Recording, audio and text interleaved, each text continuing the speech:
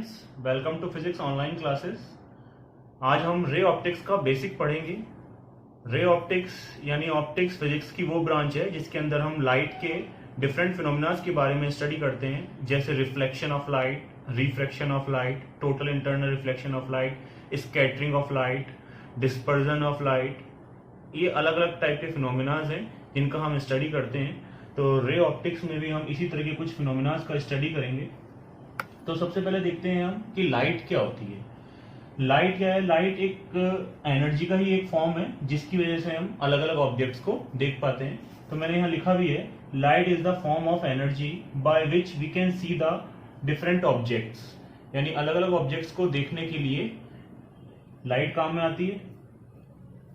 जैसे आप देख सकते हैं, जैसे कोई लाइट इस ऑब्जेक्ट पे पड़ रही है, इस ऑब्जेक्ट से रिफ्लेक्ट होने के बाद जब हमारी आईज तक पहुंचती है तो हमें वो ऑब्जेक्ट विजिबल होता है। सन से जो लाइट आ रही है, जब वो लाइट किसी ऑब्जेक्ट पे पड़ती है तो ऑब्जेक्ट पे पड़ने के बाद रिफ्लेक्ट होकर जब हमारी आईज तक पहुंचती है तो वो हमें ऑब्जेक्ट दिखाई देता है। तो जो स्पीड ऑफ लाइट होती है वैक्यूम में, वो होती है 3 इंटू 10⁸ मीटर पर सेकेंड। वैक्यूम में लाइट की स्पीड बताई गई है 3 इंटू 10⁸ मीटर पर सेकेंड। इसी तरह लाइट को ट्रेवल करने की किसी मीडियम की जरूरत नहीं होती, वो किसी भी मीडियम में ट्रेवल कर सकती है और वैक्यूम में भी ट्रेवल कर सकती है। तो मैंने लिखा है, light can travel in any medium and it can also travel in vacuum. ये जरूरी नहीं है इसके लिए किसी मीडियम की भी जरूरत हो, ये बिना किसी मीडियम में वैक्यूम में भी ट्रेवल कर सकती है। जो लाइट का वेवलेंथ होता है वो वेवलेंथ होता है 400 नैनोमीटर टू 700 नैनोमीटर। तो ये देख लो, नैनोमीटर मींस 400 नैनोमीटर का मतलब हो गया 400 into 10⁻⁻9 metre to 700 into 10⁻⁻9 metre होता है। और वेवलेंथ आप जानते हैं, वेवलेंथ क्या होती है कि कोई भी वेव वन साइकिल पूरा करने में जितना डिस्टेंस ट्रेवल करती है। तो इसने यहां से ट्रेवल करना शुरू करा तो इसका एक साइकिल यहां पूरा हो रहा है। एक साइकिल में वेव जितना डिस्टेंस ट्रेवल करती है वो वेवलेंथ होती है। इसी तरह से इन्हें हम कहते हैं क्रस्ट कहते हैं, और ये जो होते हैं इन्हें हम ट्रफ्स कहते हैं। ये ट्रफ होते हैं और ये होते हैं क्रस्ट। और हम वेवलेंथ को इस तरह भी डिफाइन करते हैं, आप जानते होंगे कि दो क्रस्ट के बीच की जो डिस्टेंस होती है, दो कॉन्जिक्यूटिव क्रस्ट के बीच की जो डिस्टेंस होती है उसे भी हम वेवलेंथ कहते हैं। और वेव के जो कॉन्जिक्यूटिव ट्रफ्स होते हैं उन ट्रफ्स के बीच की डिस्टेंस भी वेवलेंथ होती है। आप किसी भी तरह से वेवलेंथ को देख सकते हैं, distance travelled by the wave in one cycle, उसको भी वेवलेंथ कहते हैं। और डेफिनेशन कैसे बन सकती है, दो क्रस्ट के बीच की डिस्टेंस या दो ट्रफ्स के कॉन्जिक्यूटिव ट्रफ्स के बीच की डिस्टेंस भी वेवलेंथ होती है। और जो लाइट वेव है जिसकी वजह से हम अलग अलग ऑब्जेक्ट्स को देख पा रहे हैं उसकी वेवलेंथ होती है 400 नैनोमीटर टू 700 नैनोमीटर। अब लाइट के भी दो फॉर्म होते हैं। एक होता है लाइट का वेव नेचर,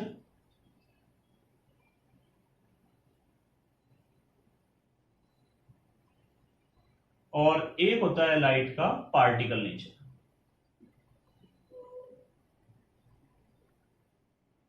तो लाइट का वेव नेचर जो है वो किन फिनोमिनास को डिस्क्राइब करता है, हमें किन से पता लगता है कि लाइट का वेव नेचर है? जैसे reflection, refraction, diffraction, interference, polarisation, ये जो सब फिनोमिनाज हैं, इन सब फिनोमिनाज से हमें पता लगता है कि लाइट का वेव नेचर होता है।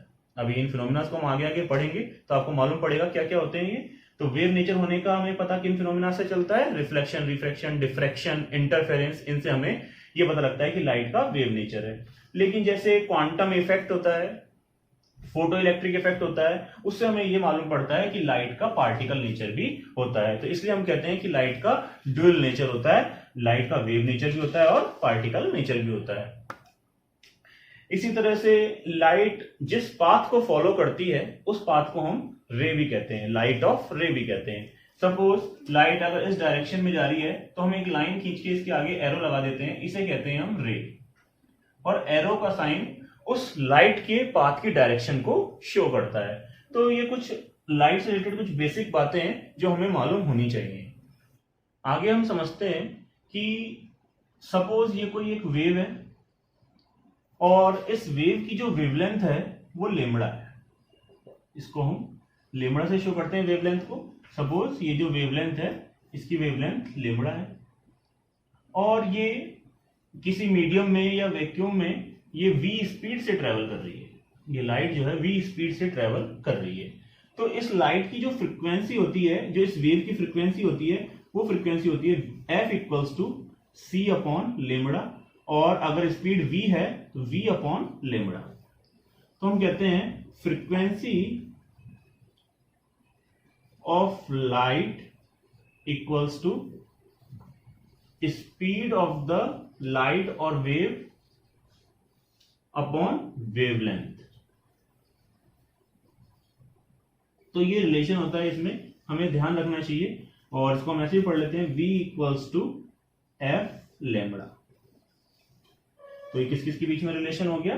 Speed of wave, frequency of wave और ये वेवलेंथ ऑफ वेव। यहां लाइट लिखा है मैंने, इसको मैं वेव भी कह सकता हूं क्योंकि लाइट वेव के बारे में ही बात हो रही है। तो v इक्वल्स होता है लेमड़ा एफ लेमड़ा। इसी तरह से अगर लाइट की स्पीड वैक्यूम में c है तो उसको हम लिखेंगे c equals to F lambda. तो ये कुछ रिलेशन है, ये हमें ध्यान रखने चाहिए। और मैंने वैक्यूम में अभी आपको लाइट की स्पीड बताई थी। वैक्यूम में लाइट की स्पीड होती है 3 इंटू 10⁸ मीटर पर सेकेंड। अलग अलग मीडियम में लाइट की स्पीड अलग अलग होती है, वो मीडियम पे डिपेंड करता है, उसके बारे में भी हम बात करेंगे। तो अभी बेसिक बातें हमें मालूम होनी चाहिए। तो आप लोगों को लाइट के बारे में बेसिक जानकारी मिल गई होगी कि लाइट क्या होती है, इसकी वेवलेंथ क्या होती है, इसकी फ्रीक्वेंसी क्या है और फ्रीक्वेंसी वेवलेंथ के बीच में क्या रिलेशन होता है, ये हम इजिली से देख के समझ सकते हैं। अब हम चलते हैं व्हाट इज रिफ्लेक्शन। रिफ्लेक्शन क्या होता है? तो हम रिफ्लेक्शन ऑफ लाइट को समझते हैं। क्या होता है रिफ्लेक्शन ऑफ लाइट? सपोज हमारे पास एक ये ग्लास की सरफेस है, प्लेन सरफेस है, और इस सरफेस की हमने एक साइड पॉलिश कर दी। जब हम ग्लास की एक साइड को पॉलिश कर देते हैं और दूसरी साइड जो शाइनिंग सरफेस होती है, इसे कहते हैं हम रिफ्लेक्टिंग सरफेस।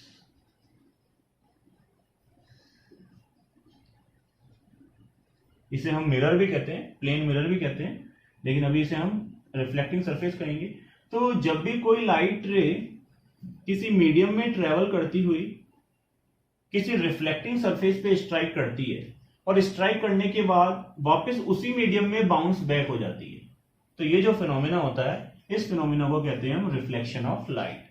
व्हेन लाइट रे travel in a medium and incident on A reflecting surface and get back in same medium, bounce back in same medium, that phenomena is known as reflection of light. तो इसे कहते हैं हम incident ray,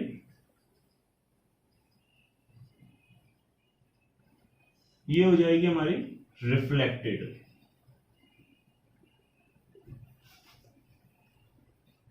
और incident ray और reflected ray का जो point है जहां पर रिफ्लेक्टेड रे और इंसिडेंट रे मिल रही हैं, अगर उस पॉइंट पर मैं एक परपेंडिकुलर ड्रॉ करूं तो इसे हम कहते हैं normal.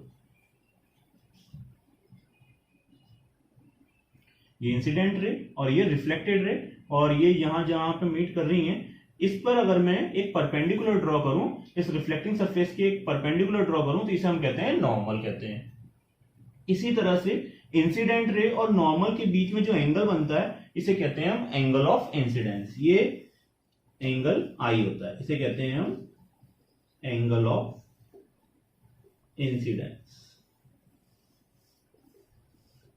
This is the angle between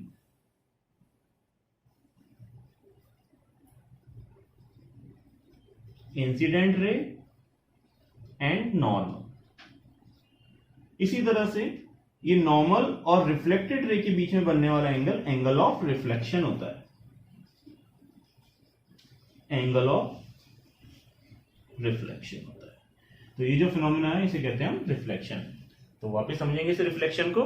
जब भी कोई लाइट रे किसी मीडियम में ट्रेवल करती हुई रिफ्लेक्टिंग सरफेस पे स्ट्राइक करती है और स्ट्राइक करने के बाद वापस उसी मीडियम में बाउंस बैक हो जाती है, तो ये फिनोमिना होता है रिफ्लेक्शन। और रिफ्लेक्शन भी दो टाइप का होता है। एक होता है रेगुलर रिफ्लेक्शन,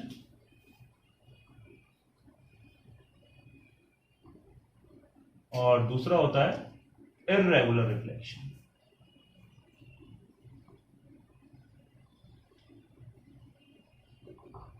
इनके बारे में हम नेक्स्ट वीडियो में देखेंगे।